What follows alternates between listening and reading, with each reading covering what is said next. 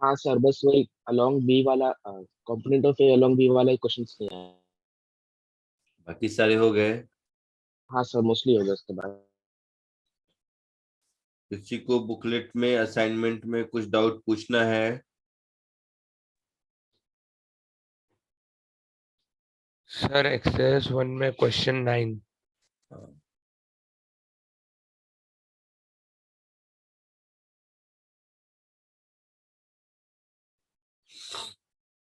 और बोलो, जिसको जो भी पूछना है मॉड्यूल में बताओ। एक्सरसाइज 1।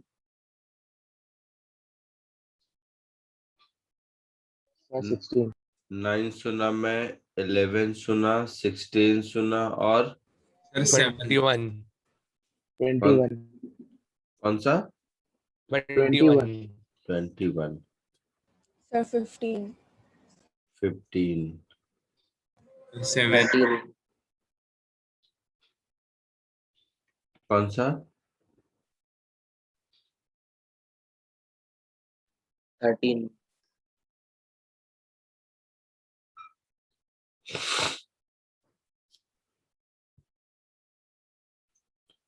एक्सरसाइज 2 में 1 और 2। 1 और 2। एक्सरसाइज 3 में 1 और 2। 1 और 2। कुछ नहीं। एक्सरसाइज 4 में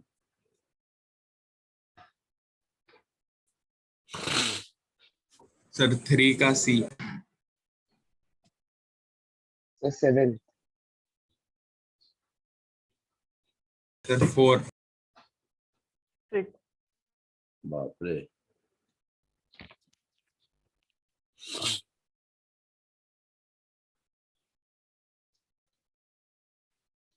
हो गया सबका, या किसी को कुछ ऐड सर करना है इसमें? सर एक्सरसाइज 3 में डाउट नहीं है, वो गलती से 4 का बोल दिया था। अच्छा। सर एक्सरसाइज 2 में 4 और 5 भी। बाप रे, 1 2 4 5 सब मैं ही बताऊं? सर एक्सरसाइज 4 में 1।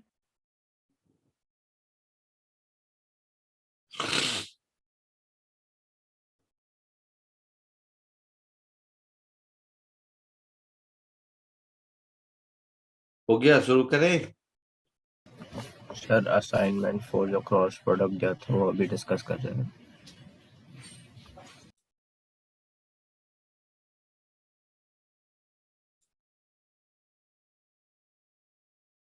बोलो, असाइनमेंट 4 में बोलो। सर 10। सर 8। 15। और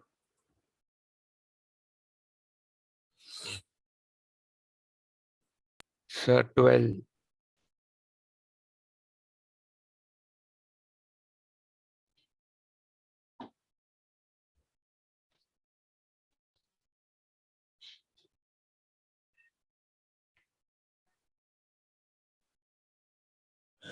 चलो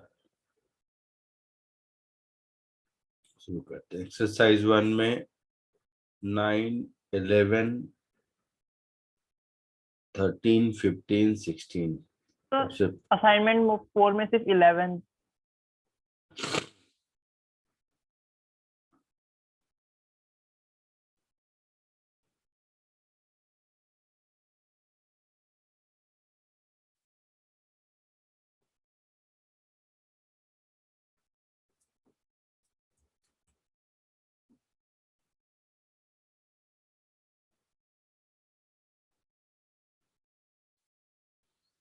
चलो question number 9। Vector A, vector B, vector C perpendicular to both A and B and having magnitude 3।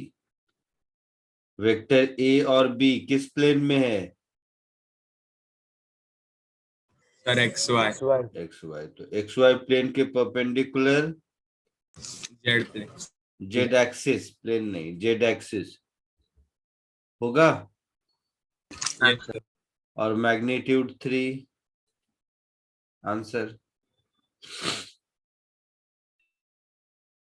क्या पूछना था इसमें?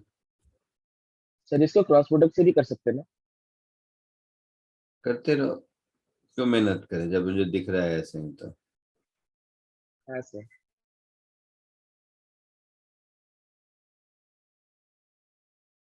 11, 13, 15। 11th क्लास में करा चुका हूं, सेम क्वेश्चन। हर बार वेक्टर सब्ट्रैक्शन के बाद ये क्वेश्चन मैं कराता ही हूं। Particle moving toward east with velocity 5 meter per second. तो ये हो गया इनिशियल वेलोसिटी का direction, and changes to 5 meter per second northward.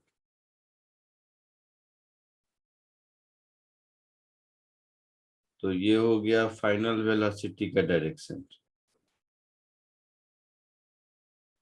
तो ये हो गया फाइनल वेलोसिटी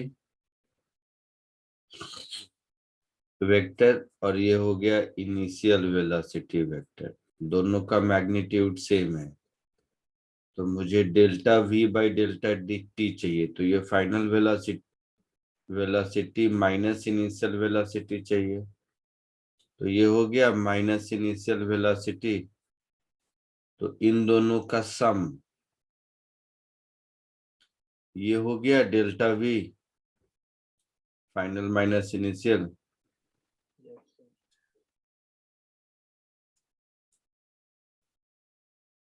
मैग्नीट्यूड देखो, इसका है 5 मीटर पर सेकेंड, इसका भी है 5 मीटर पर सेकेंड, मतलब इसका भी है 5 मीटर पर सेकेंड, मतलब इसका है 5√2 मीटर पर सेकेंड।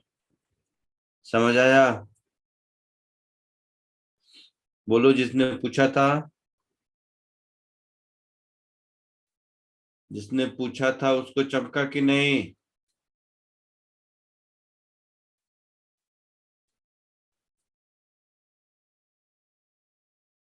बोल तो सही।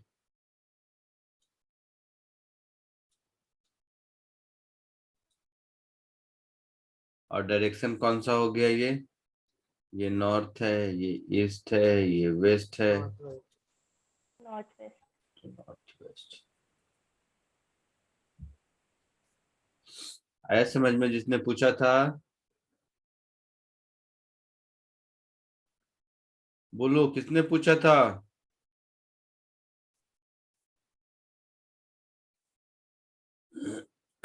बोलो किसने पूछा था? बोल तो सही।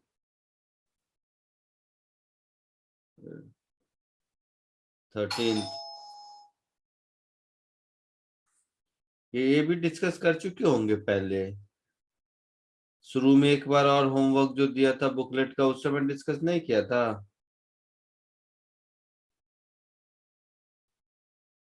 नो सर, तो सही वाली सर आपने दिया ही नहीं था बुकलेट से। चलो देखो,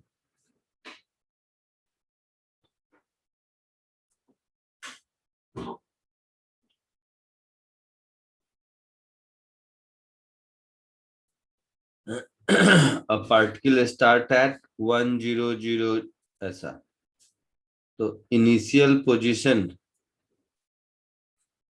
आई कैप होगा, starts moving toward 4,144,12 with constant speed 65 meter per second। तो t इक्वल टू 2 सेकेंड पर मुझे पोजीशन चाहिए, यही ना? 4,412, ठीक है।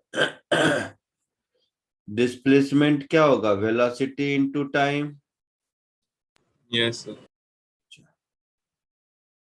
तो वेलोसिटी क्या होगा? 65 metre per second into time 2 seconds into velocity के along unit vector. Yes sir. So 130 into ये यूनिट वेक्टर क्या होगा? तो कहाँ जा रहा है? 4,412 की तरफ जा रहा है, कहाँ से 110 से, है ना? Yes sir. तो 3i cap plus 4j cap plus 12k cap इस वाले वेक्टर के लॉन्ग जा रहा है। ये समझ आया? हाँ सर। पक्का? Yes sir. तो ये कुछ ऐसा हो गया, ये ये 13 हो जाएगा। Yes.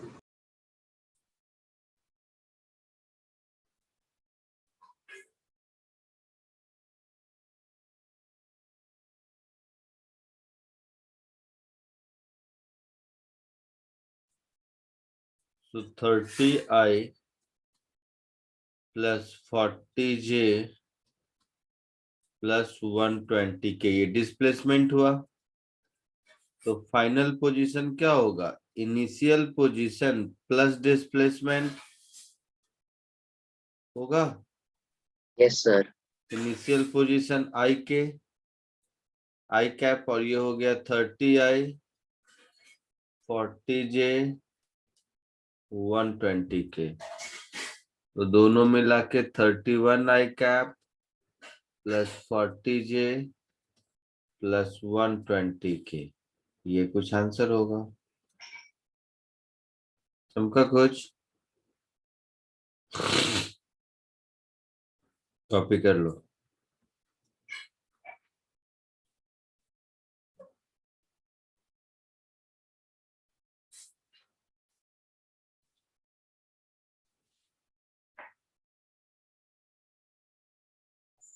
सर जहाँ हमने यूनिट ऑफ वेलोसिटी यूज किया वहां पे हम लोग ने 3i cap plus 4j cap plus 12k cap लिया, क्योंकि डिस्प्लेसमेंट मतलब आई कैप को हम लोग को सब्ट्रैक्ट करना पड़ेगा ना हाँ वेक्टर से।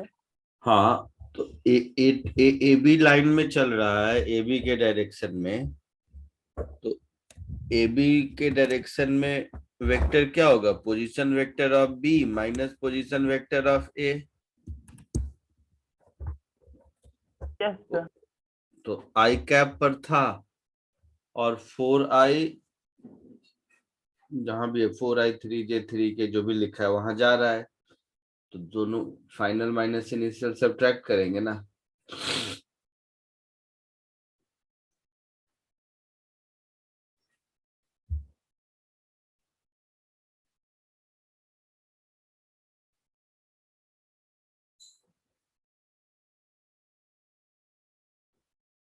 आगे बढ़े। लिख लिया सबने?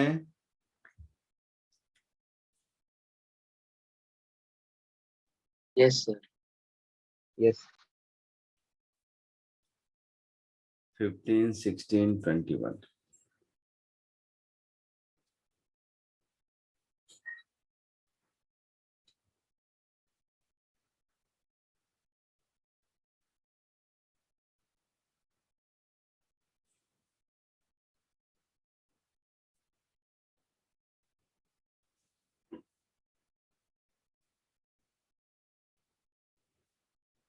15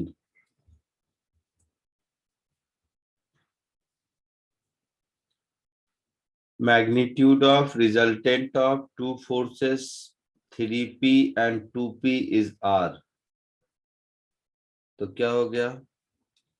r स्क्वायर क्यों पूछा पता नहीं, इज इक्वल टू 3p का स्क्वायर प्लस 2p का square plus 2 into 3p into 2p into cos of angle between them. ऐसा होगा? Yes, sir. तो ये सब मिला के हो जाएगा 13p square plus 12p square cos theta. So r square is equal to p square into 13 plus 12 cos theta. हो गया ऐसा?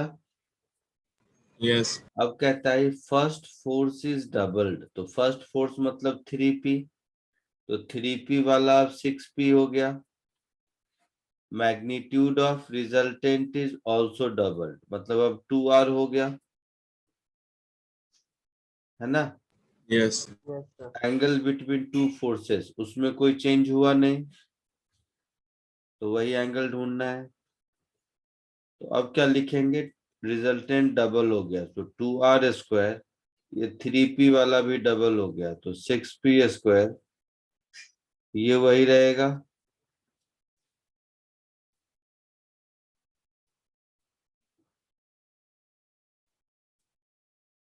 ऐसा कुछ, Yes, sir. तो 4r² 40p² plus 24p² cos theta, तो 4r² is equal to p², 20 plus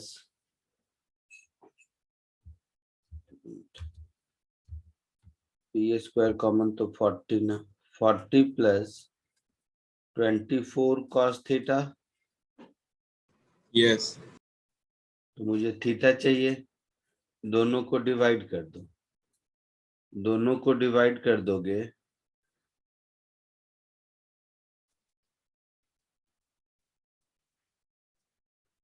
so 4 is equal to 40 plus 24 cos theta divided by 13 plus 12 cos theta.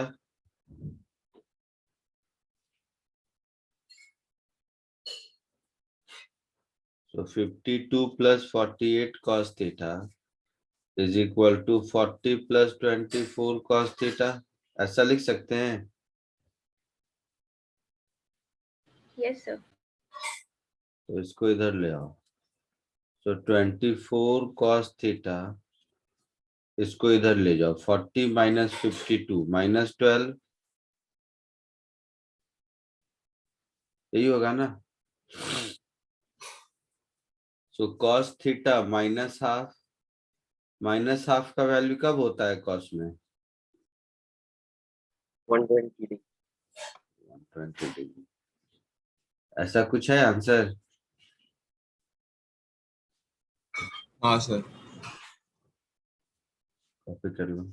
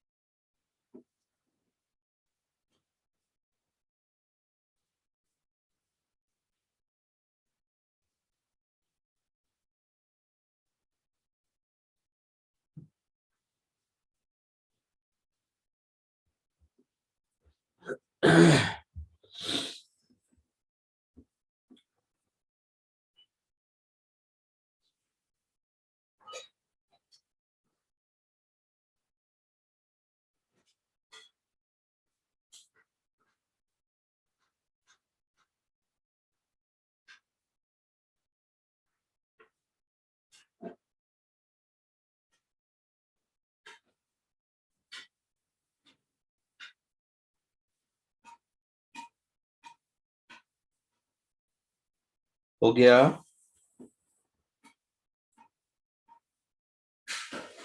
हाँ sir.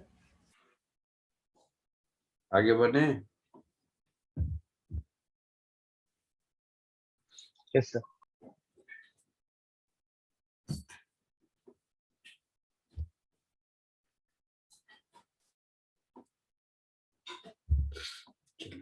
ये देखो नेक्स्ट,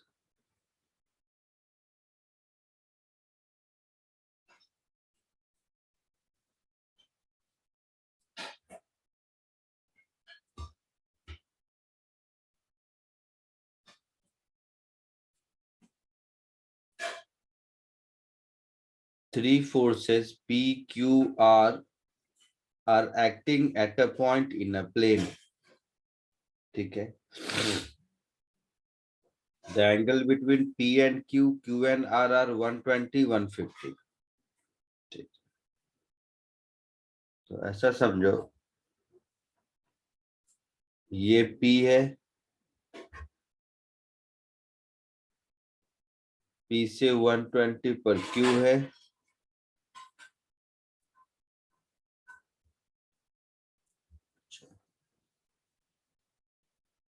और Q से 150 पर R है.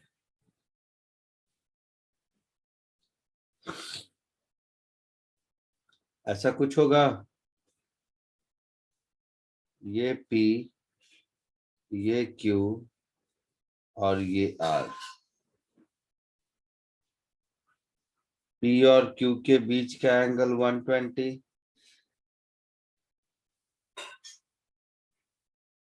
Q और R के बीच का एंगल 150,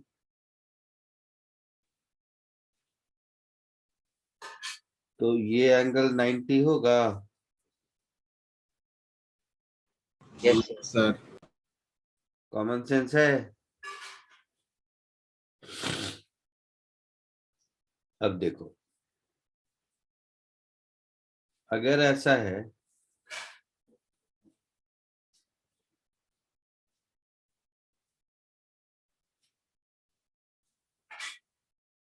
तो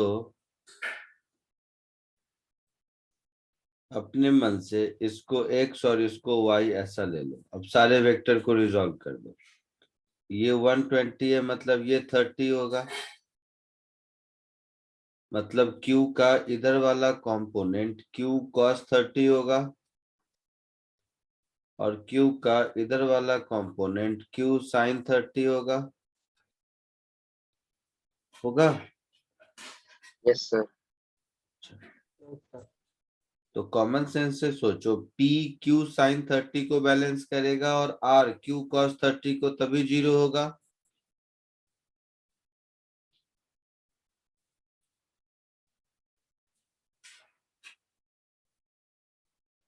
होगा ऐसा.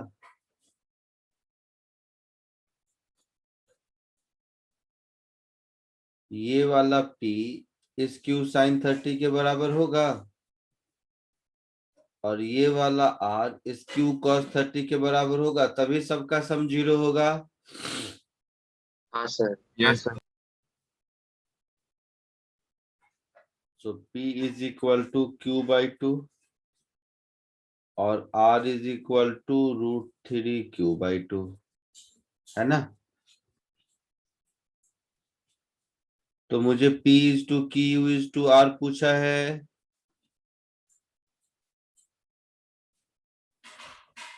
यही पूछा है ना.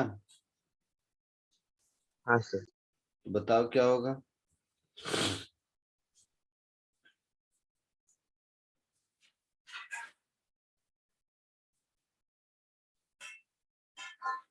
P को x ले लोगे तो Q 2x हो जाएगा, और हाँ Q सर. 2x हो गया तो R √3x हो जाएगा.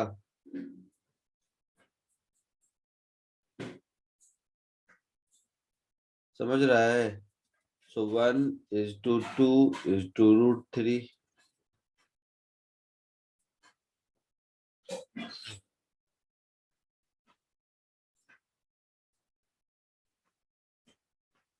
है समझ में.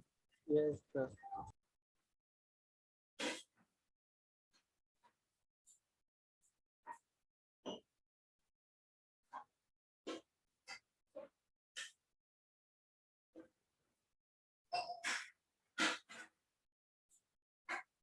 लिख लिया.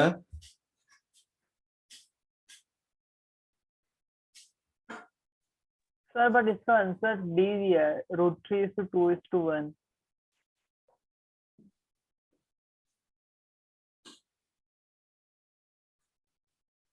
वो देखो ध्यान से, मैंने गलत देख लिया. लिखा है P एंड Q के बीच का एंगल है 150 और Q और R के बीच है 120. ठीक है. दिखा? यस तुम लोगों के पास तो बुकलेट है, तुम लोगों को तो पहले बोलना चाहिए, तुम लोगों को ये पता ही नहीं चला।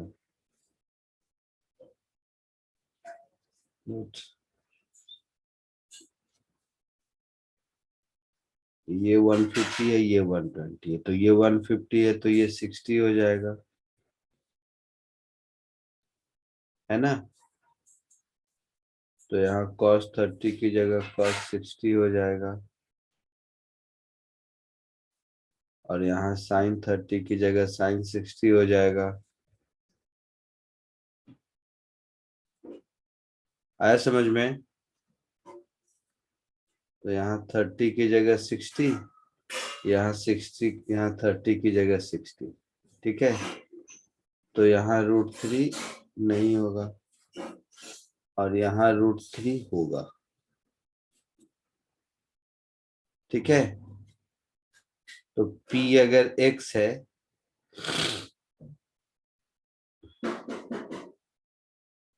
ऐसे समझो, R अगर x है तो Q 2x है, तो R x है तो Q 2x है, और Q 2x है तो P √3x है। So √3 is to 2 is to 1, ऐसा है आंसर? Yes sir. वो P और Q के बीच का एंगल 150 और Q और R के बीच 120 है। मैंने उल्टा ले लिया था, P और Q के बीच 120 और Q और R के बीच 150 ले लिया था। सर क्या हम इस क्वेश्चन को ट्रायंगल फॉर्म करके एक्सप्लेन कर सकते हैं? हाँ जरूर कर सकते हैं। वो इजी है ना, मतलब कंपैरेटिवली? हाँ है जी, नहीं ऐसा नहीं, वो तो इसमें एंगल ऐसा है 30-60, इसीलिए तुमको वो इजी लग रहा है, क्योंकि राइट एंगल ट्रायंगल फॉर्म हो रहा है। हाँ सर। हाँ, अगर राइट एंगल ट्रायंगल नहीं फॉर्म होता तो ट्रायंगल फॉर्म करके भी क्या कर लेते, समझे? Yes sir. इसीलिए ये वाला मेथड एडवाइजेबल है। समझ आया कि नहीं? हाँ सर। वो तो इस क्वेश्चन में राइट एंगल ट्रायंगल फॉर्म हो जा रहा है इसलिए लग रहा है, लेकिन अगर वो राइट एंगल के अलावा कोई और ट्रायंगल बनता तो फिर वो किसी काम का नहीं रहता।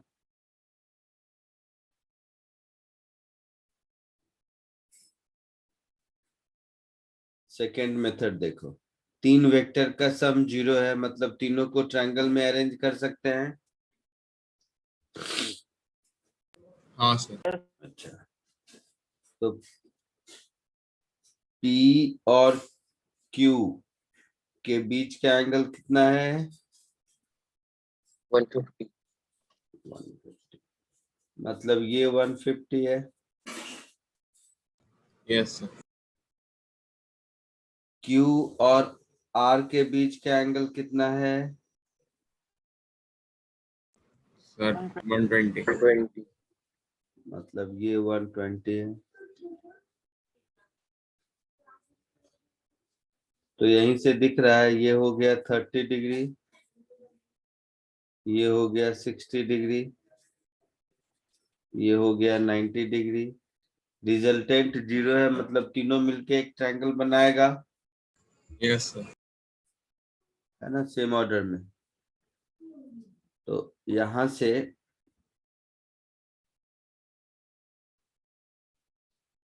हम ऐसा कह सकते हैं, ये आ रहे हैं, तो tan theta P/B, so tan 30 degree is P/B means R/P, yes sir. और यहाँ पर tan 60 degree is P/R, yes. tan 30 1/√3, तो P is equal to √3R, tan 60 √3। अच्छा, ये दोनों क्यों ले, दोनों में से एक ही से काम चल जाएगा। मुझे पी क्यू आर तीनों चाहिए ना। तो एक यहां से मुझे मिल गया P is equal to √3R।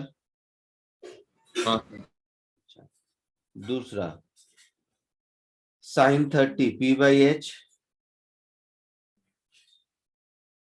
Yes तो R/Q। sin 30 1/2 होता है, हाँ सर। तो Q is equal to 2R। तो आपको मिल गया Q is equal to 2R और P is equal to √3R। तो इसका मतलब क्या हो गया, P is to Q is to R लिख सकते हैं। R को X ले लोगे तो Q 2X और P √3X, वही कहानी आ गई। Yes That is √3 is to 2 is to 1। Clear है? हाँ सर।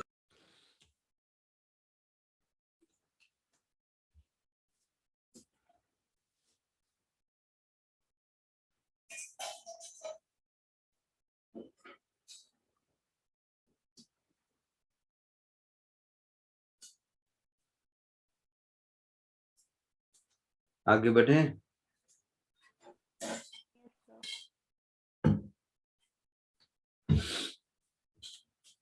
चलो एक और चीज सिखा देता हूँ, तीसरा मेथड मिल जाएगा इसका।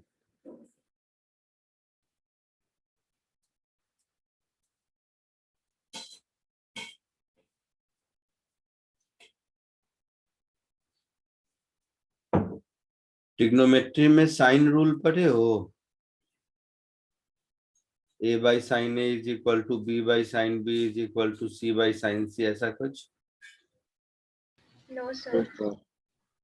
कोई बात नहीं, नहीं जरूरत।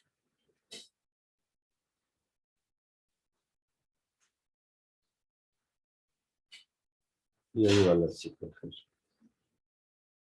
सपोज किसी एक पॉइंट पर 3 वेक्टर है। ये एक वेक्टर है A, ये एक वेक्टर है B और ये एक वेक्टर है C। B और C के बीच एंगल है अल्फा, A और C के बीच एंगल है बीटा और A और B के बीच का एंगल है गामा। और अगर इन तीनों का सम 0 है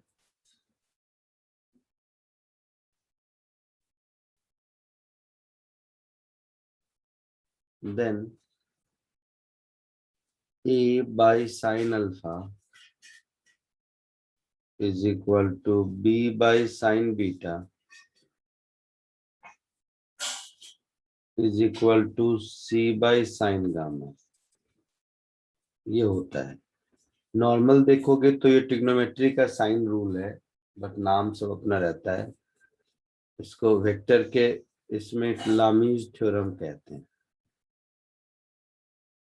बट कोई नाम वाम जरूरी नहीं है ज्यादा। और इवन ये जो रिलेशन है ये भी कॉमन सेंस है, ट्रिग्नोमेट्री का साइन रूल है, ध्यान से देखोगे तो। ठीक है, आया समझ में कुछ? Yes sir. तो इसका चाहो तो प्रूफ भी देख सकते हो। प्रूफ भी 2 तरह का है, मतलब सब क्या है, इतना छोटा चीज है कि जैसे मन वैसे लिख दो। ट्रिग्नोमेट्री का साइन रूल अगर नहीं मालूम है तो इसको क्रॉस प्रोडक्ट से प्रूव कर देते हैं। देखो A + B + C 0 है ना? Yes. दोनों ओर A के साथ क्रॉस प्रोडक्ट ले लो।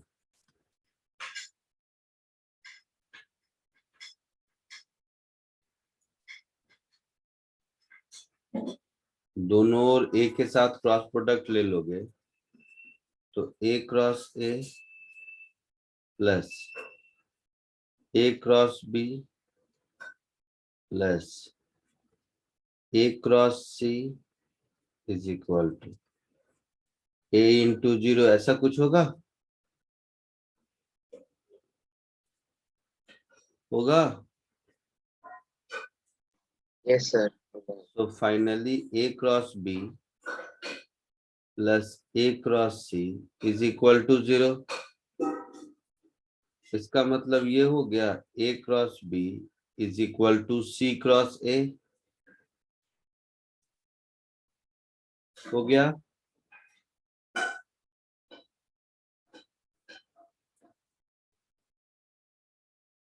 अगली बार बी के साथ क्रॉस प्रोडक्ट ले लो।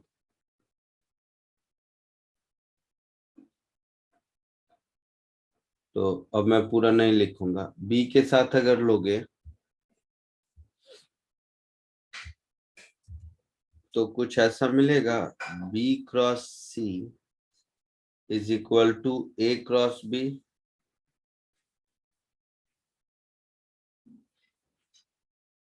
मिलेगा।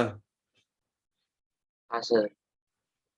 तो दोनों को इक्वेट कर दो।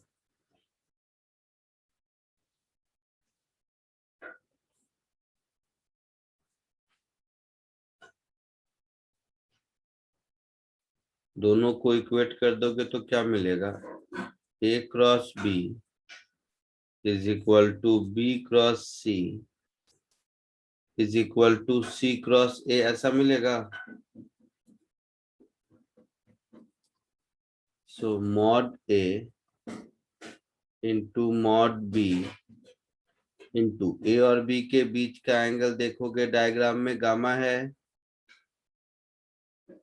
ए और बी के बीच का एंगल है ना। तो A into B into sine gamma हो गया। ये B in B into C into B और सी के बीच अल्फा है तो साइन अल्फा हो गया। और ये सी इंटू ए इंटू साइन बीटा हो गया। ऐसा हो गया। हाँ सर। तीनों ओर डिवाइड कर दो, mod A mod B mod C से। So dividing by mod A into mod B into mod C, इससे डिवाइड कर दोगे तो क्या आ जाएगा, sine gamma upon mod C, sine alpha upon mod A, sine beta upon mod B. ऐसा होगा। हाँ सर हो जाएगा। तो फाइनली वो प्रूव हो गया। Mod A by sine alpha is equal to mod B by sine beta is equal to mod C by sine gamma. यही प्रूव करना था ना। हाँ सर। तो इसको कॉपी कर लो और उस क्वेश्चन को जिसको 2 मेथड बता चुका हूं उसको तीसरे मेथड ऐसे भी सॉल्व कर सकते हो इस थ्योरम से। चमका कुछ? Yes sir. कॉपी कर लो जल्दी।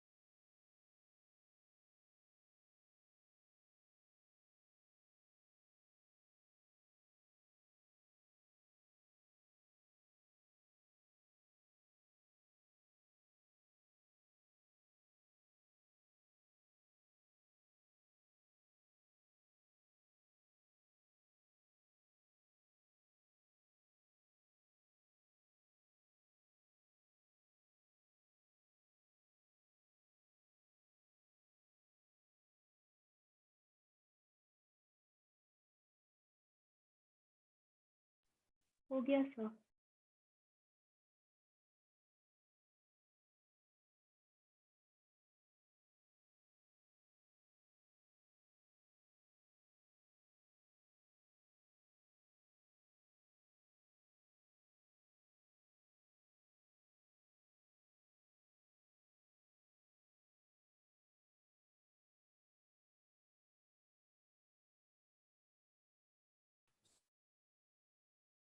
हो गया?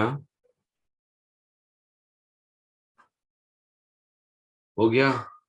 Yes sir. Yes sir. PQR। अब इस क्वेश्चन को इस मेथड से देखो।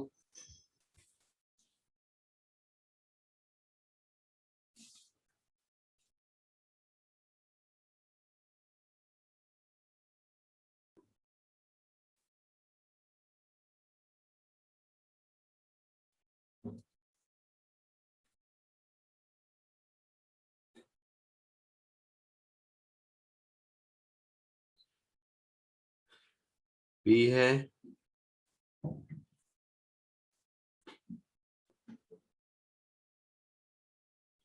Q है,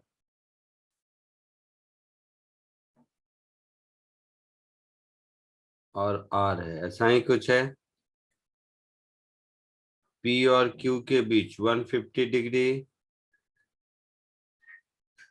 Q और R के बीच 120 डिग्री, और P और R के बीच 90 डिग्री। ऐसा है इस क्वेश्चन में।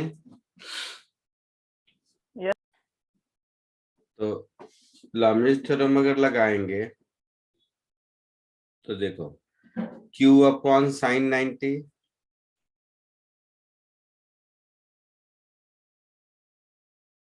Is equal to R upon sine 150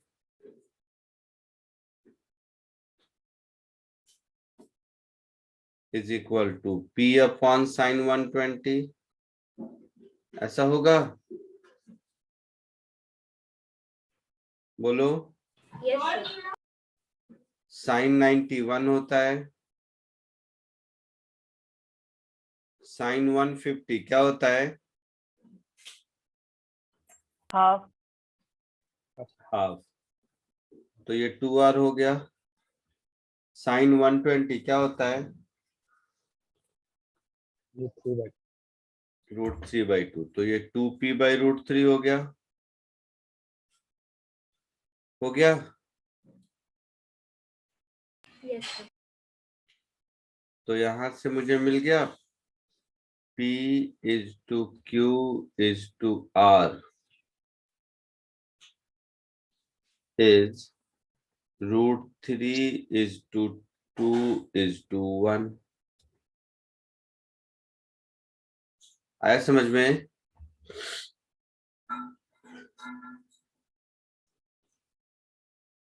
yes sir. तो ये भी कर सकते हैं।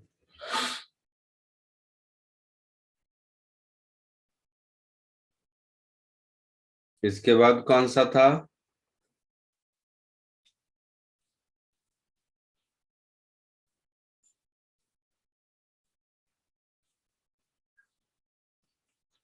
ये कौन सा क्वेश्चन था? 15?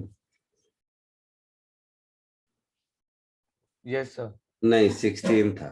यस सर खाली करता है। 15 16 हो गया। 21 अब। 21।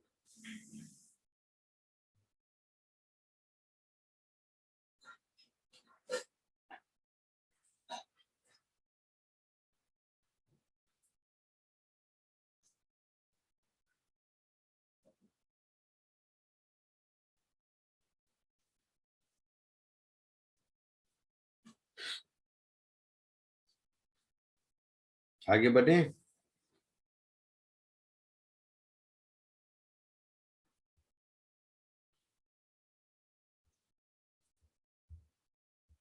यही है। हाँ सर।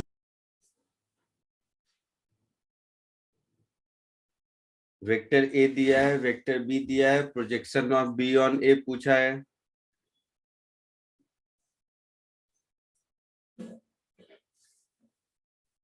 तो ये हो गया वेक्टर ए मान लो,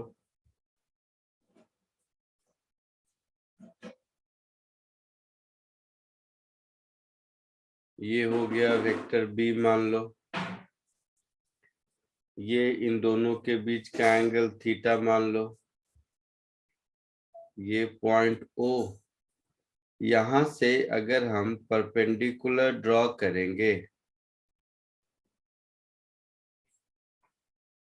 तो ये जो मेरा OM लाइन है O to M, यही होगा projection of A on B, यही होगा ना। Yes sir. तो क्या ढूंढना है ये पता चल गया, यस सर।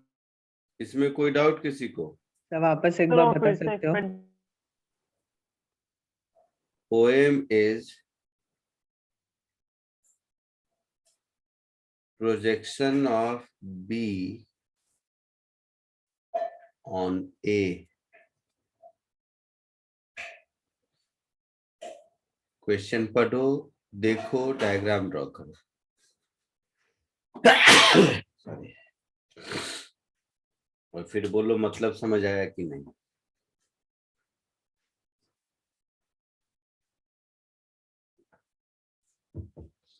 मतलब हमें क्या ढूंढना है ये हम सिर्फ सीख रहे हैं, कैसे ढूंढना है वो तो बताता हूँ।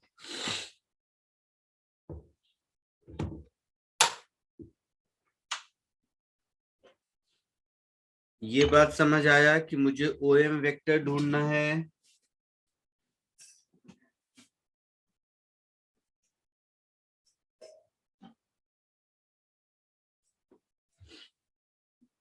बोल तो सही, हाँ सर। Yes sir.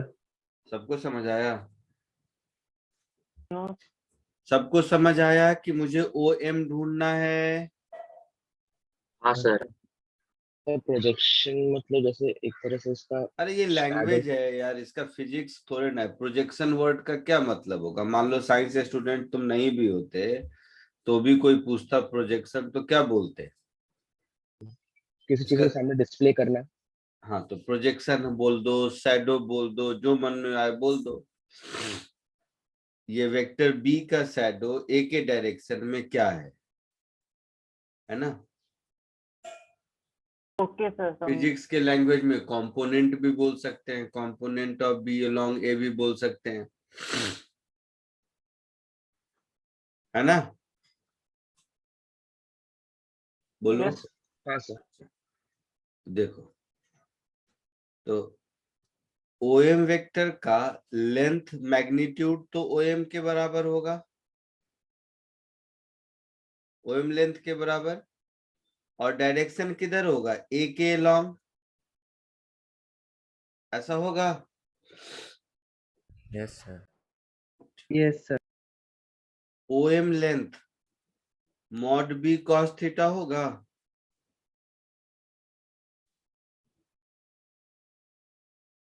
बोलो। हाँ sir. OM length mod B cos theta के बराबर होगा,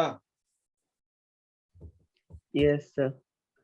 और ए के लॉन्ग यूनिट वेक्टर का मतलब है vector divided by its magnitude,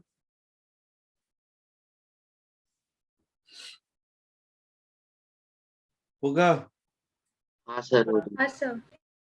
अब ऊपर नीचे मॉड ए से मल्टीप्लाई कर दो, तो mod A mod B cos theta,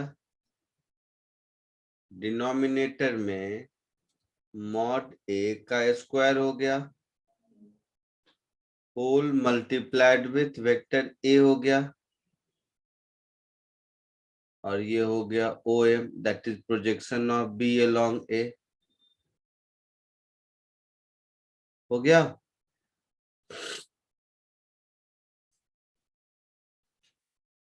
आया समझ में?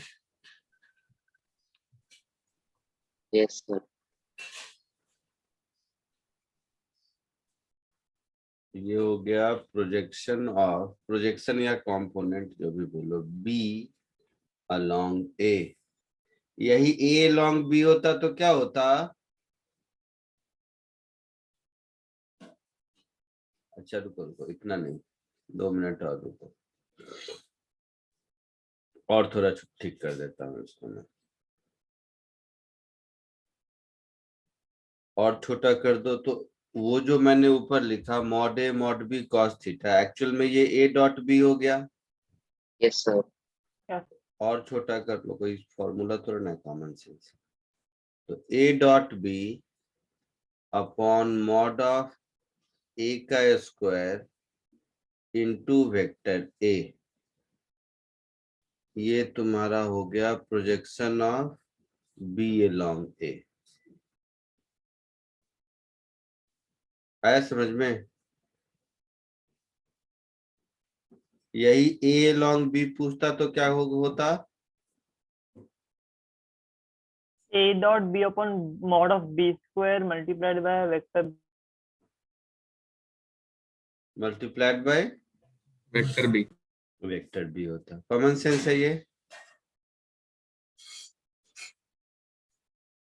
है ना? हाँ सर। Yes sir. तो एक काम और करो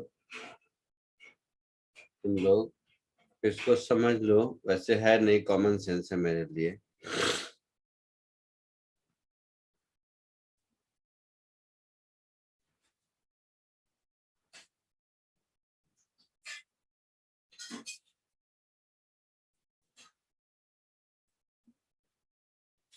How to find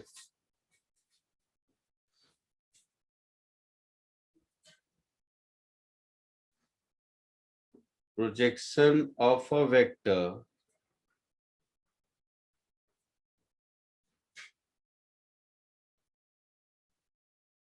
along another vector?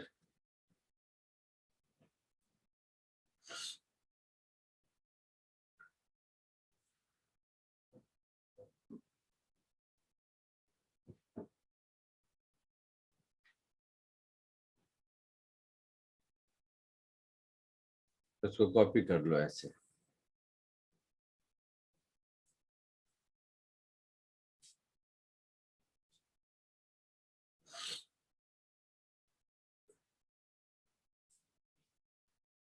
इसको कॉपी कर लो और फिर ये वाला क्वेश्चन खुद से करने की कोशिश करो। चमका कुछ?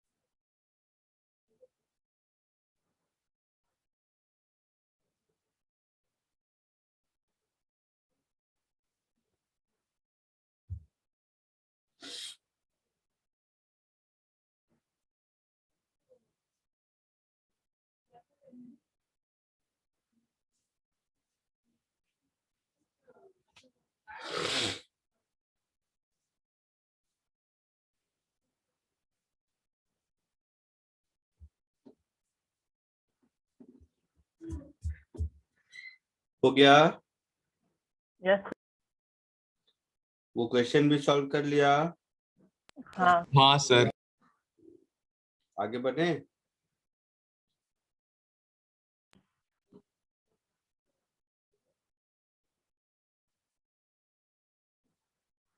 हो गया सबका? आगे बढ़ूं? यस हाँ sir. Sir. Sir vector A dot B वो ब्रैकेट में है, उसके बाद जो बाहर जो वेक्टर ए है वो डॉट प्रोडक्ट है या क्रॉस प्रोडक्ट है? अरे दोस्त, ए डॉट बी तो स्केलर नंबर होगा ना, ओह यस सर। तो उसका किसी वेक्टर के साथ डॉट क्रॉस क्या होता है? कुछ होता है ऐसा? No sir. इसका मतलब अभी क्वेश्चन तुमने किया ही नहीं है, जल्दी करो।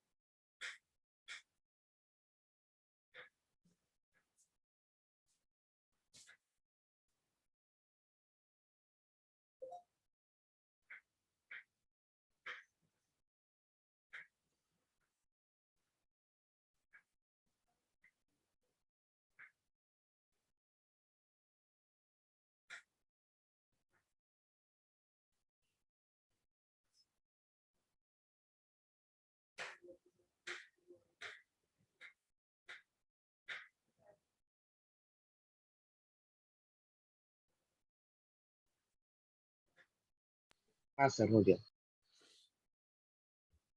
हो गया?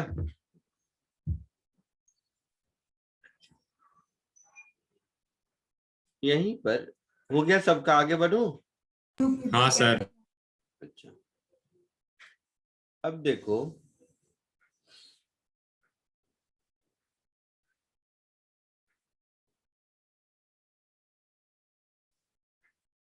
इसी में कोई आपसे अगर पूछेगा component of B perpendicular to A ढूंढने को, तो ये यही ओ एन होगा ना? Yes sir. तो जैसे ओ एम है आपका component of B along A, वैसे ही ओ एन क्या होगा? Component of B perpendicular to A. Yes sir.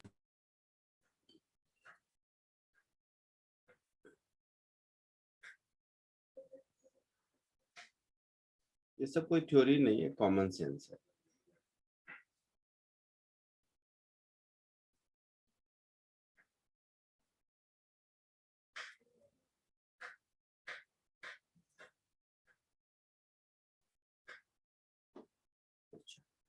तो देखोगे तुम्हारे पास जो डायग्राम है नोटबुक में, उसके हिसाब से O M plus O N ये वेक्टर बी के बराबर होना चाहिए। हाँ सर। तो ओ एन मेरा होना चाहिए B minus O M, yes sir. और ओ एम ऊपर कैलकुलेट कर चुके हैं। So B minus A dot B upon mod of A का whole square into vector A, ये मेरा फॉर्मूला हो गया। फॉर्मूला बोलो या कॉमन सेंस, फॉर्मूला वर्ड तो मैं नहीं बोलता इसको। ये हो गया component of B perpendicular to ए।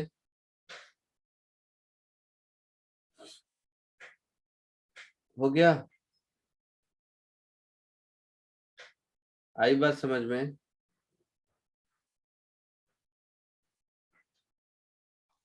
हाँ सर समझा।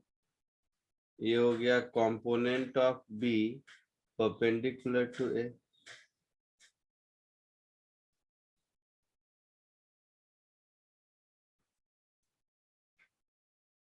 तो ये हो गया component of B along A, component या प्रोजेक्शन जो भी बोलो। ये हो गया, प्रोजेक्शन ही लिख देता हूँ, तुम लोगों का कोई भरोसा नहीं है, कहोगे सर ऊपर प्रोजेक्शन वर्ड लिखा था तो प्रोजेक्शन ही लिख देता, ऐसा कुछ होगा। आया समझ में? हाँ सर समझा। लिख लो इसको भी।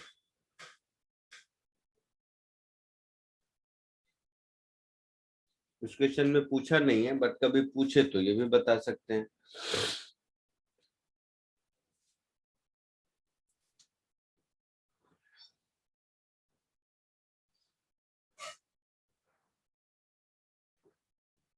हो गया?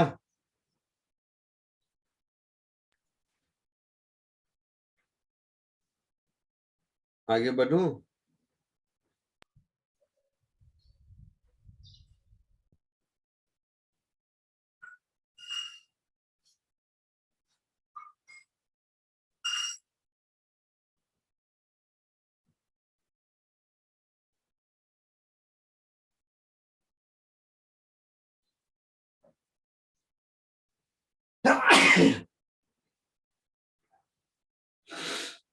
आगे बढ़े? एक मिनट।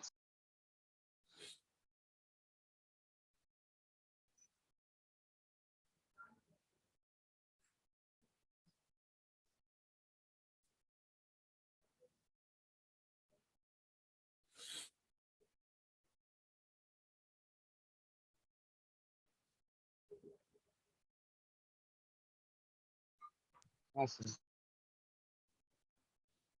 नाउ एक्सरसाइज 2, इसमें आपने पूछा है 1 2 4 5।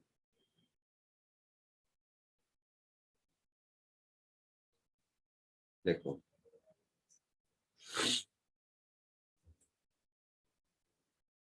एक्सरसाइज 2 का क्वेश्चन नंबर 1 और 2 देखो।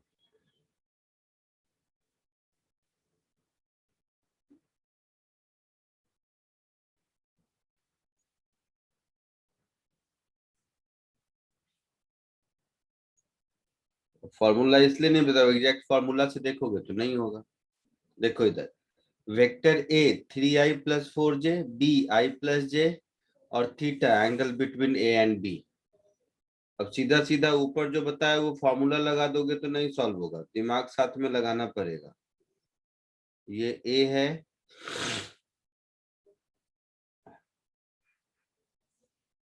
ये बी है, या उल्टा लिख दो, इसको बी लिख दो, इसको ए लिख दो, ड्राइंग करने में आसानी होगी।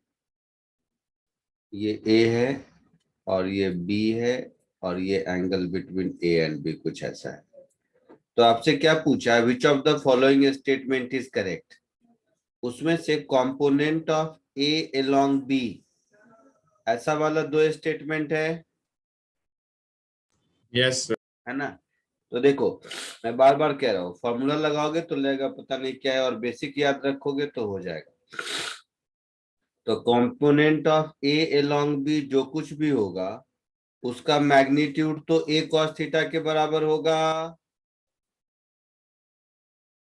Yes sir.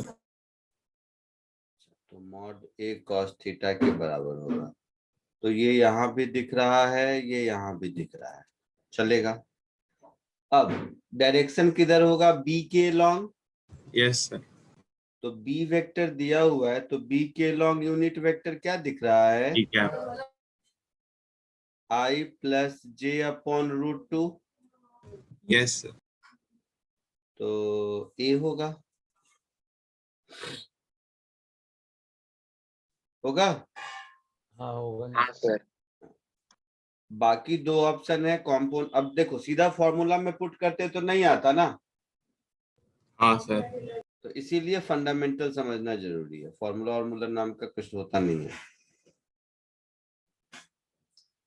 अब पूछा है component of B perpendicular to component of A perpendicular to B पूछा है, मतलब ये पूछा है, यही हुआ ना। तो ये जो कुछ भी होगा इसका मैग्नीट्यूड तो ए साइन थीटा होगा।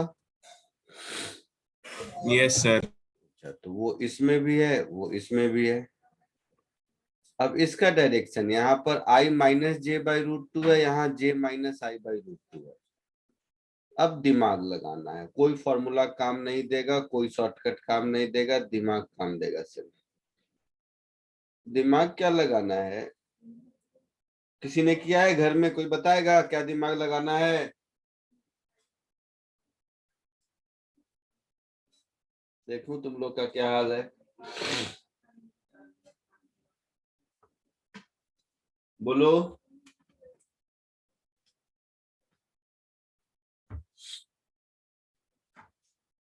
नहीं है, नहीं है, दिमाग गायब है। देख इधर, ये जो भी वेक्टर होगा ओ एन कह दो और इसको ओ एन, ये O N vector vector A से तो एक्यूट एंगल ही बनाएगा यस और वेक्टर बी के परपेंडिकुलर ही होगा। तो बी के परपेंडिकुलर देखोगे तो दोनों आंसर है अभी भी, बी भी करेक्ट है, डी भी करेक्ट है। डॉट प्रोडक्ट बी के परपेंडिकुलर जीरो करके देखोगे तो। बट दूसरा चेक है कि ये ओ एन वेक्टर ए के साथ एक्यूट एंगल बनाएगा। यस अच्छा, यानी कि हम अपने आंसर को अगर ए के साथ डॉट कर दे तो पॉजिटिव आना चाहिए। हाँ सर। तो ऑप्शन बी को ए के साथ डॉट करके देखो, पॉजिटिव आएगा या नेगेटिव? नेगेटिव। नेगेटिव, तो ये नहीं होगा। डी के साथ डॉट करके देखो, पॉजिटिव आएगा या नेगेटिव? सिर्फ पॉजिटिव है। पॉजिटिव, तो ये होगा। आया समझ में? रीजन समझ में आया?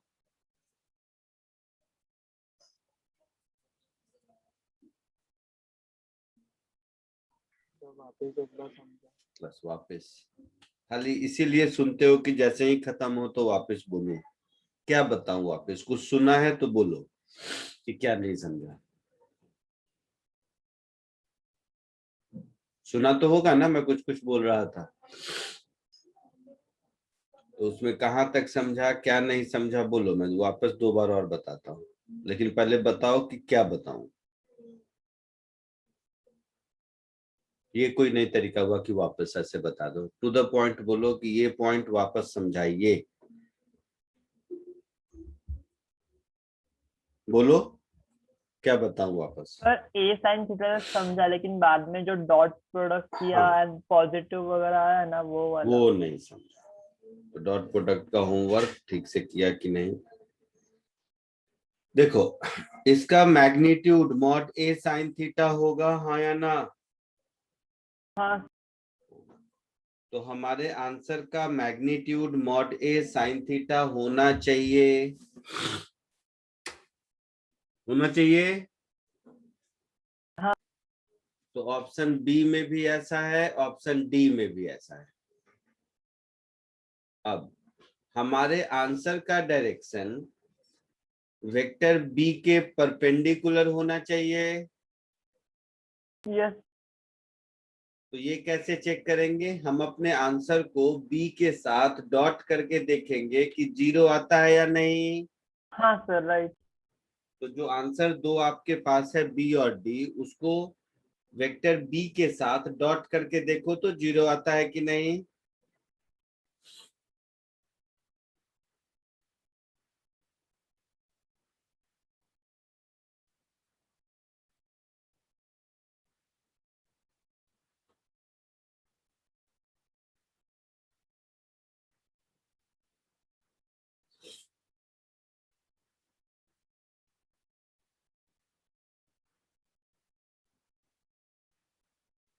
ऑप्शन बी और डी को वेक्टर बी के साथ डॉट हाँ सर। करके देखिए, जीरो आता है कि नहीं।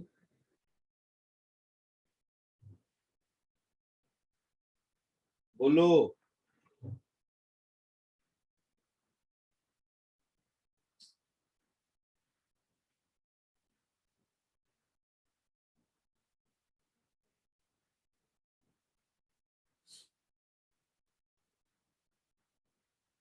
बोलो, जीरो आता है?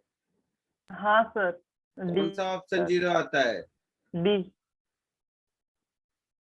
और बी नहीं आता है?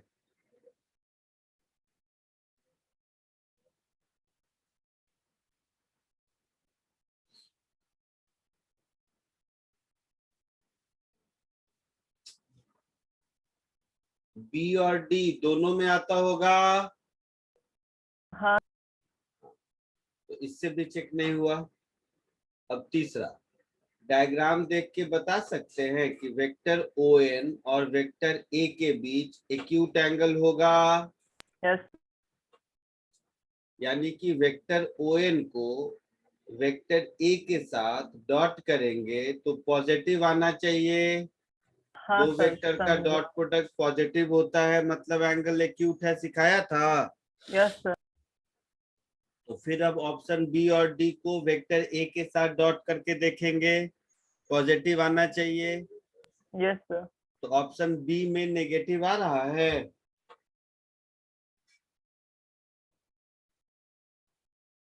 हाँ। तो ऑप्शन बी नहीं होगा, बी होगा। तो डी आंसर कर दो।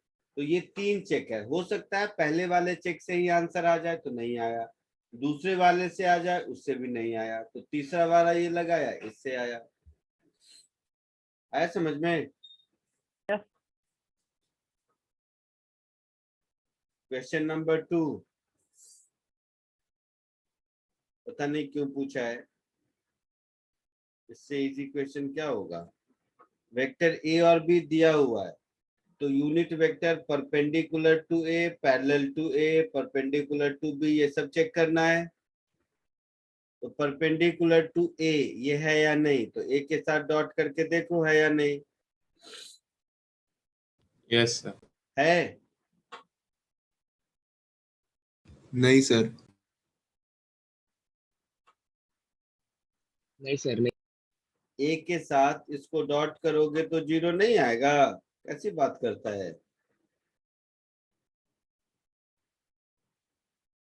सर 2 - 1 + 1 आएगा ना? यहाँ आई नहीं कैप सर। कहाँ है? हाँ सर, 0 है 0। जीरो होगा। हाँ सर। तो ये करेक्ट होगा। और ये अगर करेक्ट है तो ये रॉन्ग है। नहीं, अच्छा, इसमें दूसरा वाला वेक्टर है। ओके, देख लेते हैं। दूसरा पैरेलल। तो कोई अगर पैरेलल है, दो दो वेक्टर दो वेक्टर अगर पैरेलल है, इसका मतलब क्या है कि दोनों के लॉन्ग यूनिट वेक्टर सेम होगा, हाँ सर। है ना?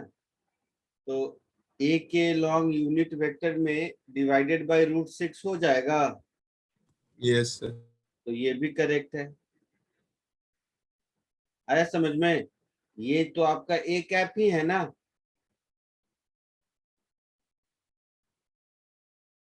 ये एक्सप्रेशन ए कैप का है। Yes sir. हाँ है सर। बी ऑप्शन भी करेक्ट है। C perpendicular to B, B के साथ डॉट करके देखो, इसको जीरो आता है क्या?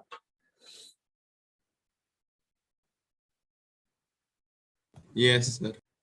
तो ये भी करेक्ट है। पैरेलल टू ए, तो ये अगर ट्रू है तो ये रॉन्ग है। हाँ सर। समझा कुछ?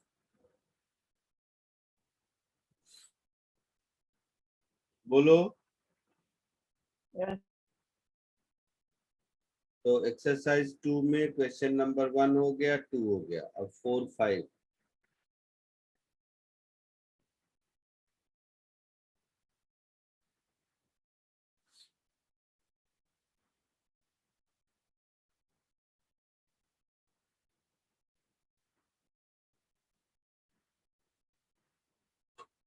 एकदम पूछने लायक नहीं सर है ये भी। थर्ड वाला भी ले सकते हो।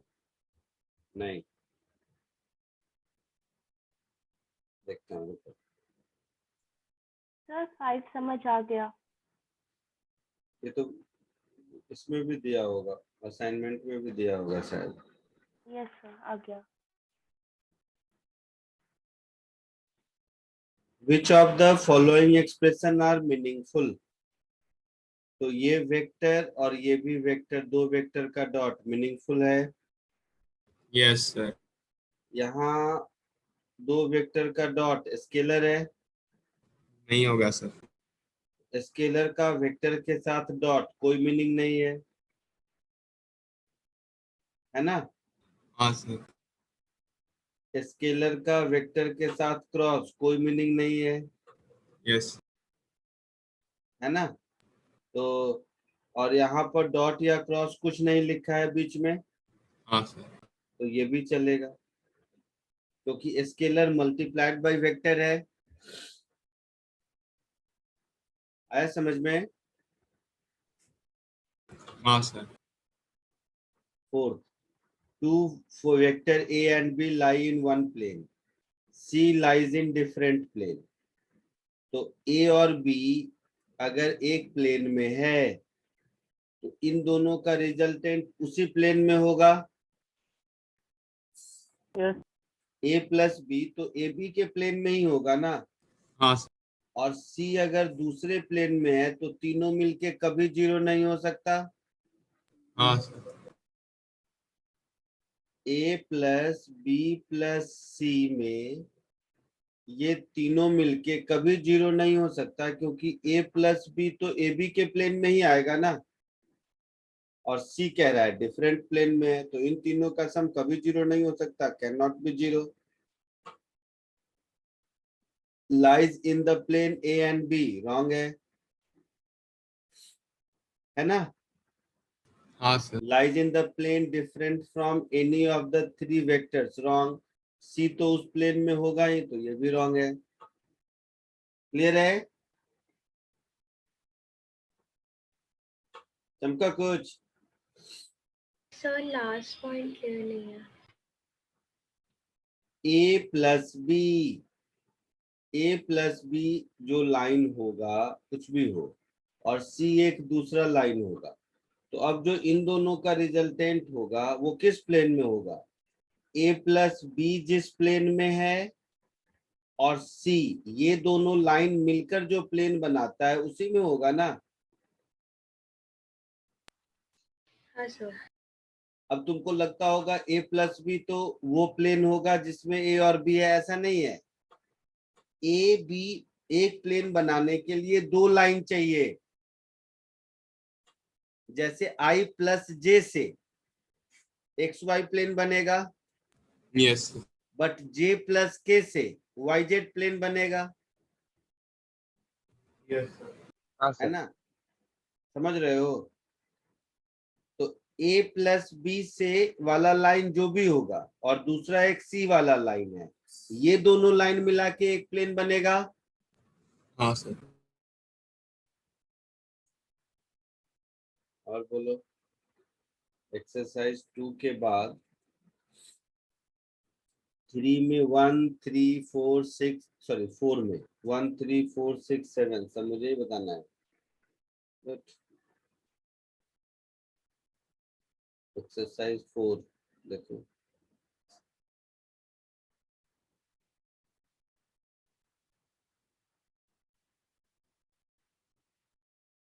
ये क्यों पूछो तुम लोग, मुझे नहीं समझ पा रहा हूँ।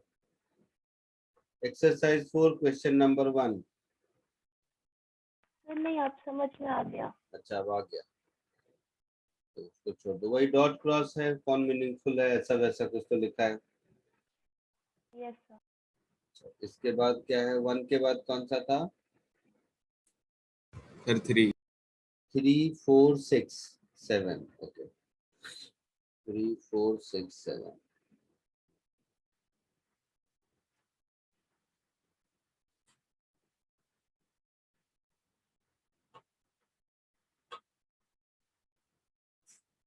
थ्री और 4 एक साथ कॉपी हो जाएगा।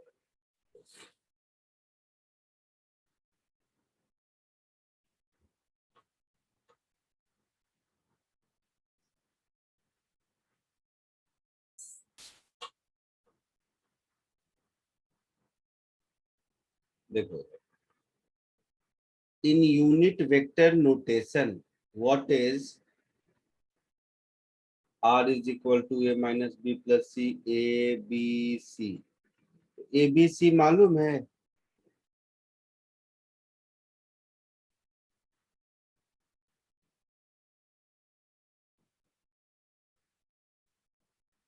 अच्छा, ये ऑप्शन नहीं है ना इसमें? ओके, नहीं सर, तीन हाँ, अलग ठीक है। क्वेश्चन। 3 अलग क्वेश्चन है। हाँ, तो A मालूम है, B मालूम है और C मालूम है, तो A minus B plus C नहीं बता सकते हैं? सर आ जाए। बोलो जिसने पूछा था। सर 3 का ए भी आ गया, मैं सी वाला पूछा था। C पूछा था। What is the magnitude of component of A along direction of B? अब आ जाएगा क्या? हाँ सर, अभी आ जाएगा। अभी सीखा है ना ऐसा 2 क्वेश्चन, 2-3 हाँ सर। क्वेश्चन, तो अब ये हो जाना चाहिए। ए मालूम है, बी उस क्वेश्चन में प्रोजेक्शन लिखा था, यहाँ कंपोनेंट है, समझ हाँ। आया? और उसका भी मैग्नीट्यूड है, मतलब मुझे हाँ। ए कॉस थीटा ही चाहिए, ध्यान से देखो तो। हाँ सर। हो जाएगा। हाँ सर, हो जाएगा। क्वेश्चन 4, 2 वेक्टर्स गिवन बाय ए और बी दिया हुआ है, ये किसने पूछा? सर ये भी मैंने ही पूछा था, इसमें डी वाले में डाउट था, वो भी अलोंग वाला है तो आ जाएगा सर। ए हो जाए, इसमें तो कुछ है ही नहीं। इसमें भी magnitude of component of A along B पूछा है, ये भी अब हो जाएगा। हाँ सर, हो जाएगा। Very good. और कौन था इसके बाद? 6 था शायद। 7। 6 और 7 भी था या केवल 7 था? सर दोनों लिखे थे। दोनों था, तो चलो 6 देखते हैं।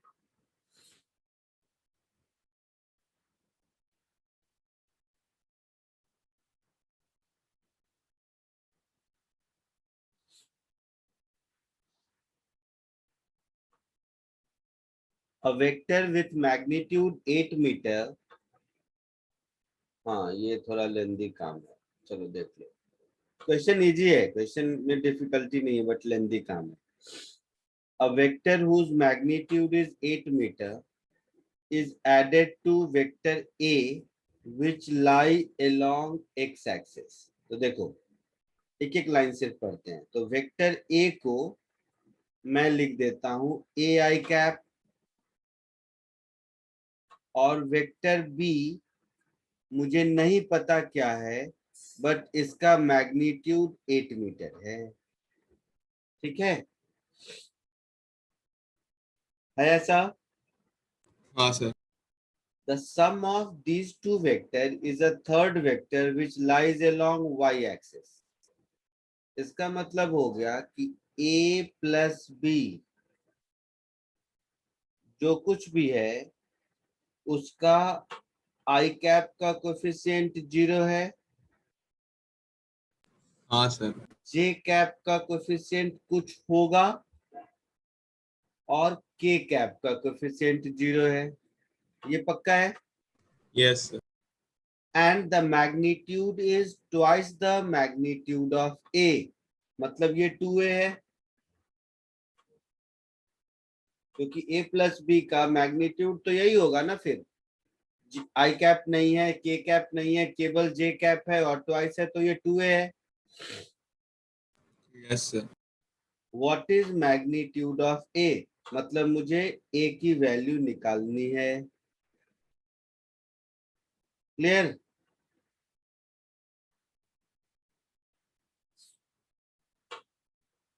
क्लियर है यहां तक? हाँ सर। तो हो गया।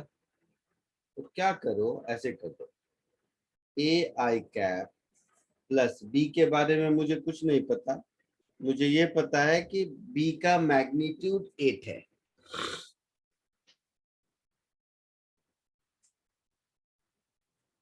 अच्छा, तो देखना ध्यान से, ओरली मैं बता सकता हूँ बी का मैग्नीट्यूड 8 है, और रिजल्टेंट में के नहीं है, ए में के नहीं है, मतलब बी में भी के तो होगा ही नहीं। हाँ सर। अच्छा, बी में आई कैप जरूर इसका इक्वल अपोजिट होगा, यस सर। होगा ना?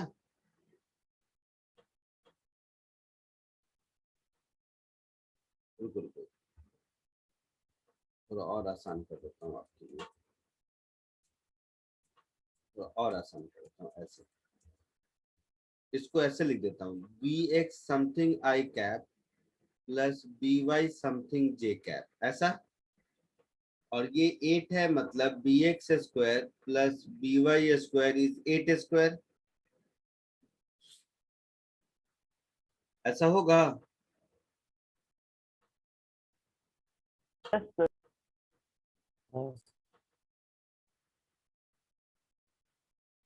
तो ये कुछ ऐसा हो गया, दोनों को ऐड किया तो ये टर्म 0 होना चाहिए और ये टर्म 2a होना चाहिए, सर। है ना? ये टर्म 2a होना चाहिए और ये टर्म 0 होना चाहिए। तो यहां से मुझे मिल गया bx is minus a and by is 2a, मिल गया। बोलो। हाँ अब मेरे पास है bx square plus by square is 8 square, मतलब a square plus 4a square is 8 square.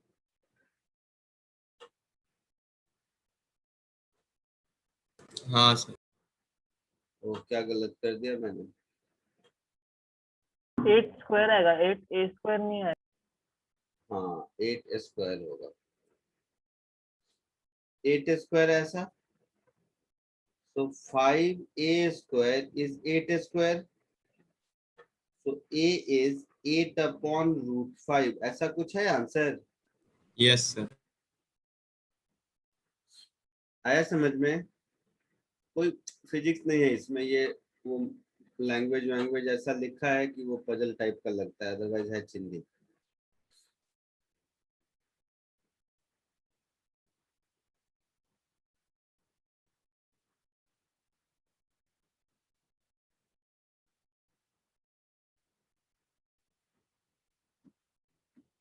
आया समझ में?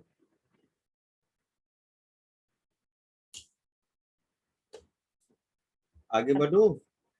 Yes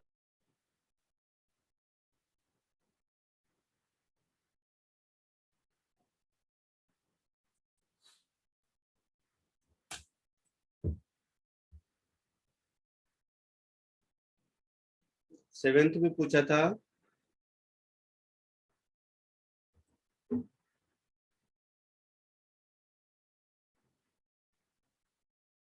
A ship standing at O set out to sail to a point 120 kilometer due north of O, ठीक है। Sir actually इसका answer आ गया, पर जो तो आई शिप कैप आ रहा यहाँ है है और शिप यहाँ पहुंचना चाहता है, जो कि 120 किलोमीटर नॉर्थ है ना? Yes sir. An unexpected storm blows the ship to a point B 100 kilometer due east of O. तो ईस्ट ऑफ O इधर,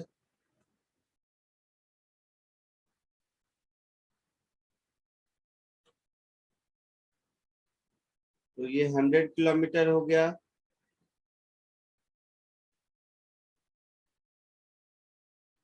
The direction is along I cap, east is along I cap and north is J cap. Find BA। क्यों बेटा, क्या दिक्कत है?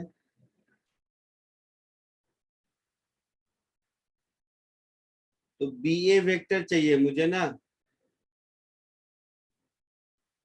तो BA ये होगा।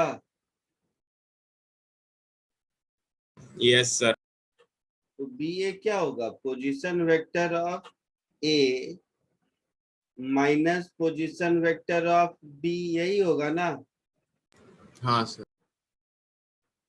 तो position vector of A 120 j cap, position vector of B 100 i cap. Answer क्या पूछना है इसमें, मैं नहीं समझा।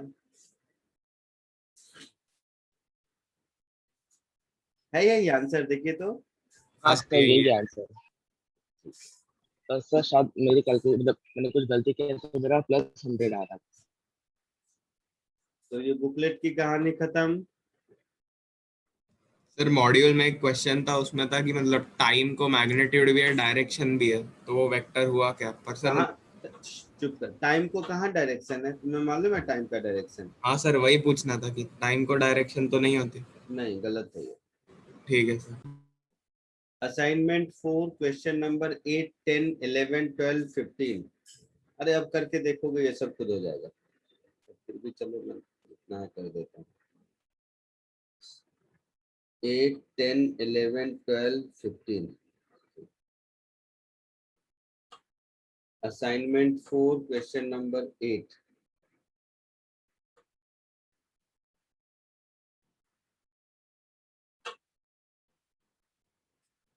सर वो फोर्थ में 12 नहीं 11 बोला था। क्या? असाइनमेंट फोर्थ का क्वेश्चन नंबर 12 डाउट के लिए नहीं था, क्वेश्चन नंबर 11 था डाउट के लिए। अच्छा ठीक है।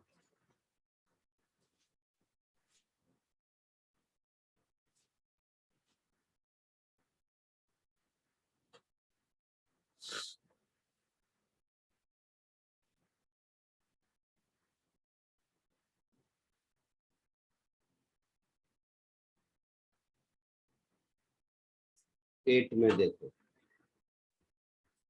किसने पूछा क्वेश्चन नंबर 8?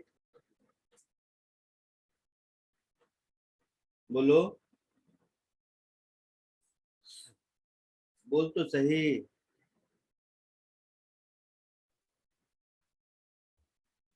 किसने पूछा क्वेश्चन नंबर 8? सर मैंने ए यूनिट वेक्टर है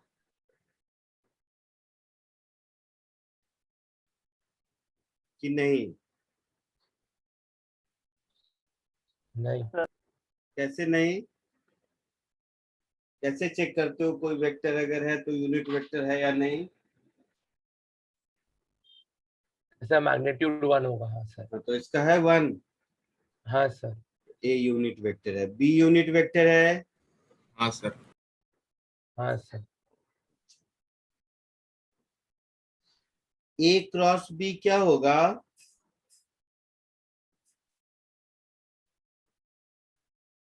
यहाँ पर ए क्रॉस बी बताओ मुझे, और ए डॉट बी बताओ मुझे।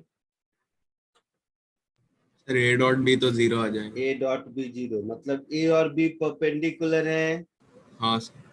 अच्छा, तो ओरली दो यूनिट वेक्टर अगर परपेंडिकुलर है तो उसका क्रॉस प्रोडक्ट भी यूनिट वेक्टर ही होगा। देखो आई क्रॉस जे, जे क्रॉस के, ये सब करते थे यस सर। क्योंकि साइन 91। हाँ सर। तो ए और बी परपेंडिकुलर है और ए यूनिट वेक्टर है, बी यूनिट वेक्टर है, मतलब ए क्रॉस बी भी यूनिट वेक्टर होगा। हाँ सर। तो A B A cross B all are unit vector, ये करेक्ट है। All are mutually perpendicular vector, ये भी करेक्ट है क्योंकि ए और बी आपस में परपेंडिकुलर हैं ही। यस। और डेफिनेशन से ए क्रॉस बी ए बी और उसके प्लेन के परपेंडिकुलर होता ही है। Yes sir. तो अगर ये है तो फिर कोप्लानर नहीं होगा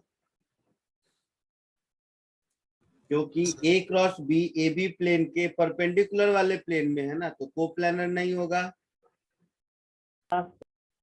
कोलिनियर मतलब एक ही लाइन में थीटा 0, ये भी नहीं होगा। ठीक है। अच्छा, सेकेंड, ए बी एंड सी, तो सी तो यूनिट वेक्टर नहीं है तो ये नहीं होगा। दे आर म्यूचुअली परपेंडिकुलर, नहीं, ए और बी परपेंडिकुलर है बट ए सी के साथ तो परपेंडिकुलर नहीं है ना, ए डॉट सी कहाँ 0 होता है? हाँ सर। तो ये भी नहीं होगा। दे आर कोलिनियर, ए और बी एक ही लाइन में है नहीं, ए और बी तो परपेंडिकुलर है, तो ये भी नहीं होगा। दे आर कोप्लानर, ये होगा यस सर। क्योंकि ए बी और सी तीनों एक्स वाई प्लेन में है। देखो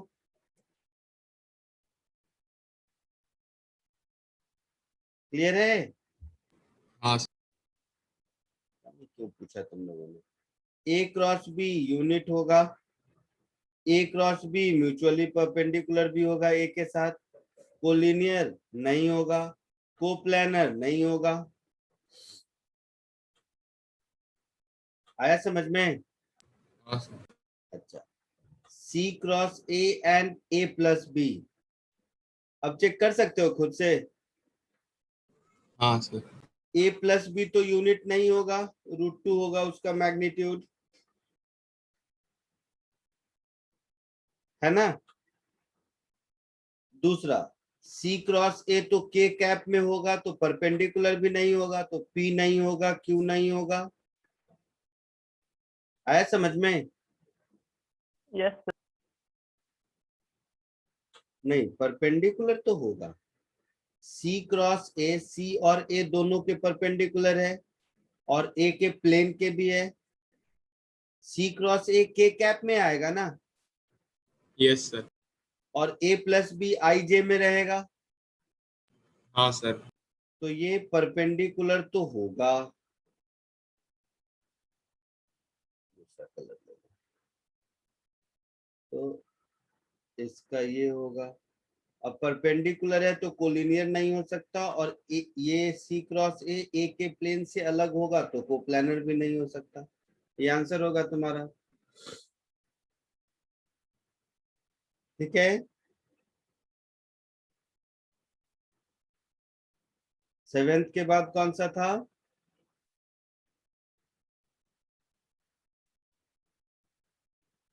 सॉरी, एट्थ के बाद कौन सा पूछा था?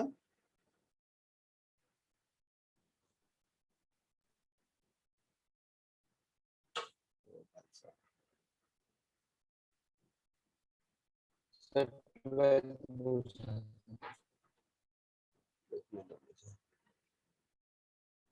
तो 11। एट्थ हो गया। 11 मना किया था शायद, क्या बोल रहा था अभी? नहीं सर, 12 को मना किया था, 11 था। 12 नहीं है, तो 11 देख। 10 बार तुम लोग कभी बोलता था, कभी बोलता है नहीं था।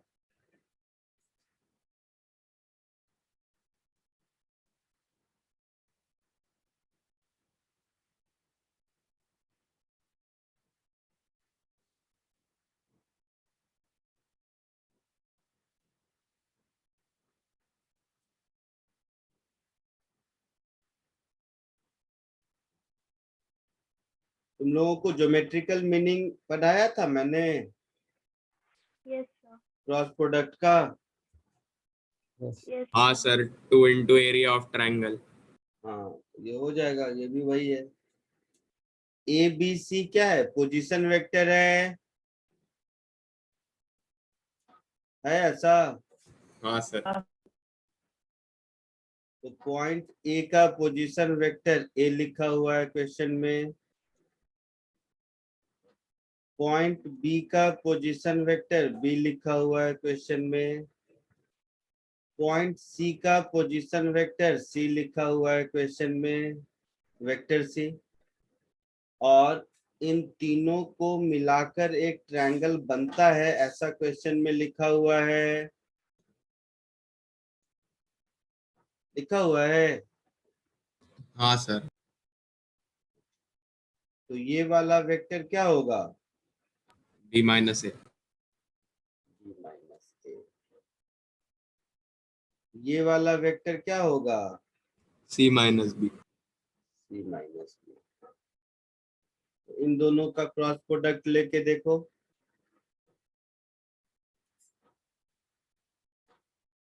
b minus A cross c minus B, तो इसको क्या लिखेंगे? B cross C minus A cross C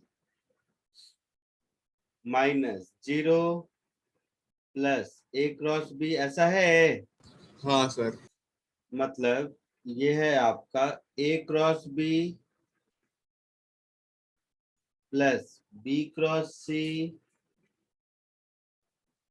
plus C cross A. हाँ सर। तो ये जो ट्रायंगल है ये दोनों उस ट्रायंगल के दो साइड का वेक्टर है। तो ट्रायंगल के दो साइड के वेक्टर के क्रॉस प्रोडक्ट का magnitude twice of area of triangle देता है। Yes sir. तो ये जो आपको आया यही क्वेश्चन के एक्सप्रेशन में है। Yes sir. मतलब ये twice of area of triangle होगा। हाँ सर होगा। आया समझ में? यस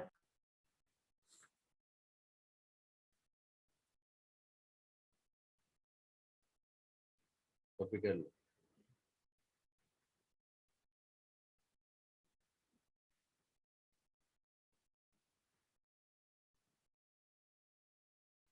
ट्वेल्व 13 क्यों पूछा है बेटा? ओमेगा भी लिखा हुआ है, वी भी लिखा हुआ है और फॉर्मूला भी लिखा हुआ है। क्रॉस करना है ओमेगा क्रॉस वी। 13th में भी अल्फा भी लिखा हुआ है, आर भी लिखा हुआ है और फॉर्मूला भी लिखा हुआ है कि अल्फा क्रॉस आर। बोलो।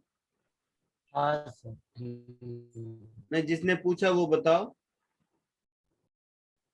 14th में भी ये सब टर्म आपको अलग अलग लगता होगा। सेंट्रीपिटल एक्सेलरेशन क्या है, टेंजेंशियल एक्सेलरेशन क्या है, या उसके नीचे वाले क्वेश्चन में एंगुलर मोमेंटम क्या है। तो जब फॉर्मूला लिख दिया है, सब कुछ दे दिया है, तो ये टर्म जानने की जरूरत नहीं है, रेस्पेक्टिव चैप्टर्स में पढ़ेंगे। सेंट्रीपिटल एक्सेलरेशन सर्कुलर मोशन में पढ़ेंगे, टेंजेंशियल एक्सेलरेशन ये भी सर्कुलर मोशन में पढ़ेंगे, एंगुलर मोमेंटम रोटेशनल मोशन में पढ़ेंगे। तो ये सब टर्म अलग अलग है, लेकिन जब फॉर्मूला लिख दिया है तो केवल क्रॉस प्रोडक्ट करना है। आया समझ में? हाँ सर। ठीक है, चलो बहुत पढ़ लिया, आज के लिए इतना ही। सर 10th वाला नहीं आता मुझे। 10th वाला क्या है देखो।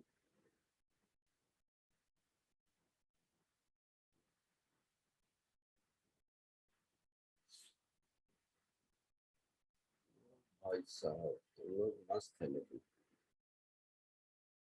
चलो 10th वाला देखो।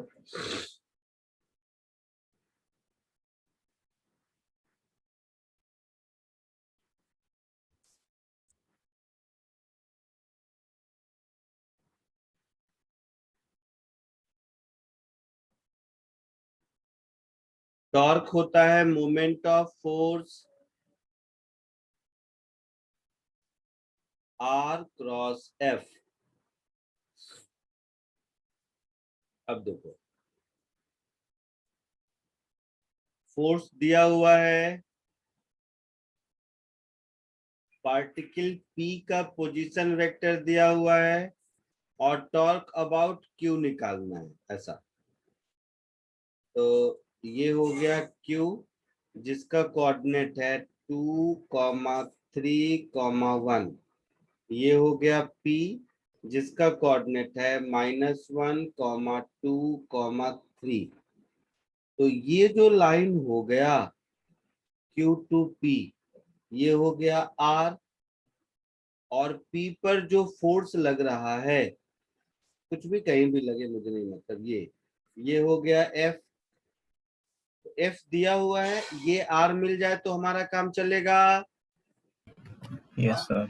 तो ये R वेक्टर को हम ऐसा लिख सकते हैं -I + 2J + 3K - 2I + 3J + K, ऐसा लिख सकते हैं। तो ये हो गया -3I - J + 2K, ऐसा लिख सकते हैं। Yes sir. तो आपको आर मिल गया, एफ दिया हुआ है, और अगर नहीं जानते हैं पहले से तो ये फॉर्मूला आर क्रॉस एफ मैंने दे दिया, सर मैं क्या समझ। हो जाएगा। हाँ सर हो जाएगा। चलिए बाय, आज के लिए इतना ही।